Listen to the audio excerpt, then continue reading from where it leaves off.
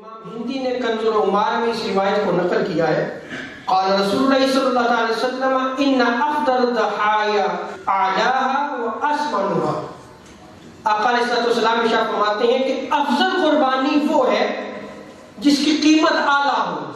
اب یہاں ایک اور نقطہ بھی یاد رکھ لیں کہ قیمت اعلیٰ ہونے سے مراد یہ نہیں ہے کہ آپ لوگوں کو دکھانے کے لیے کریں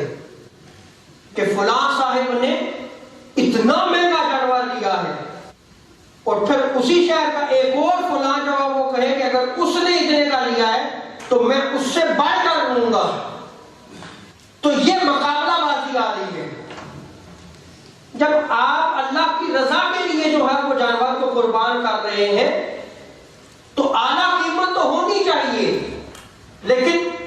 جب آپ اللہ کی رضا کے لیے قربان کرتے ہیں تو پھر اس میں نفس پرستی نہیں آتی،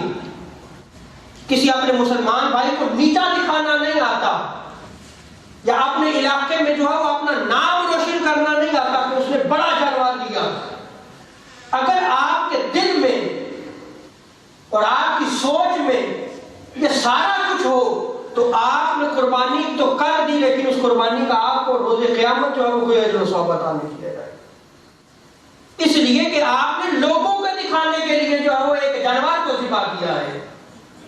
اگر اللہ کو راضی کرنے کے لیے جو ہے وہ قربانی کرنی ہے تو پھر اللہ کے حکم پر اللہ کے